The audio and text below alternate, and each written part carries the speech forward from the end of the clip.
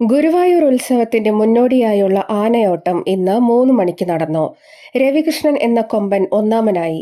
10 ആനകളാണ് ആനയോട്ടത്തിൽ പങ്കെടുത്തത്. രവികൃഷ്ണൻ, കൃഷ്ണനാരായണൻ, ബാലു എന്നീ 3 ആനകളാണ് മുൻനിരയിൽ ഓടിയത്. ഗോപികൃഷ്ണൻ, സിദ്ധാർത്ഥൻ എന്നീ ആനകൾ കരുതൽ ആനകളായിരുന്നു. നാഴികമണി 3 അടിച്ചതോടെ അവകാശികൾ പാപ്പാന്മാർക്ക് ആനയ്ക്ക് അണിയാനുള്ള കുടമണികൾ നൽകി. ഇതുമായി പാപ്പാന്മാർ മഞ്ജുലാലിൽ ഓട്ടത്തിനായി ഒരുങ്ങി നിന്ന ആനകളുടെ അടുത്തെത്തി കുടമണികൾ അണിയിച്ചു.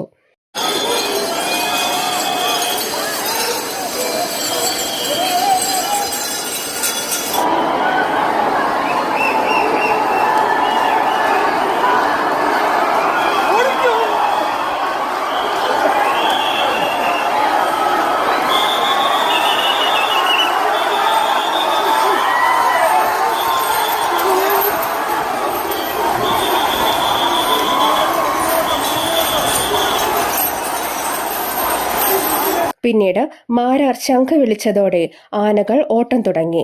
ആരവവുമായി പാപ്പാന്മാരും പോലീസും മുന്നിലോടി.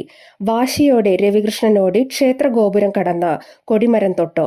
പിന്നീട് 7 തവണ ക്ഷേത്രം പ്രദക്ഷിണ നടത്തിയ ശേഷം ആനയോട്ടത്തിന് സമാപനമായി. ഇനി 10 ദിവസം ഉത്സവം കഴിയുന്നതുവരെ ഈ ആന ഗുരുവായൂരപ്പനെ സേവിച്ച് ക്ഷേത്രത്തിനകത്തു തന്നെ ഉണ്ടാകും. ഗുരുവായൂരപ്പന്റെ സ്വർണ്ണക്കോലം എഴുന്നള്ളിക്കാനുള്ള ഭാഗ്യവും ഈ ആനയ്ക്കാകും.